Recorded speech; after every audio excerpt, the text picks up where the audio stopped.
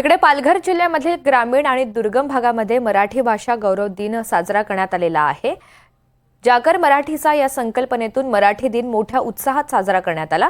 Sunanda charitable and education ट्रस्टनं Sakhare टाकीचा पाडा आणि भारोळ या आदिवासी पाड्यांवर मुलांना आणि नागरिकांना कुसुमाग्रज यांच्या साहित्याविषयी माहिती दिली। तसंच त्यांच्या साहित्याचं वाचन करून नृत्य, फुगड्या, गाणी म्हणत मराठीचा जय जयकार करत मोठ्या उत्साहानं हा दिन साजरा करण्यात आलेला आहे। यावेळी वाचनालयाचे संस्थापक दिनेश कुडेकर यांनी मुलांना मार्गदर्शन करून मराठी भाषा दिवस आपण का साजरा करतो याचं मार्गदर्शन केलेलं आहे आणि मराठी भाषेचं महत्त्व पटवून देऊन मराठी भाषा दिनाच्या शुभेच्छा दिल्या।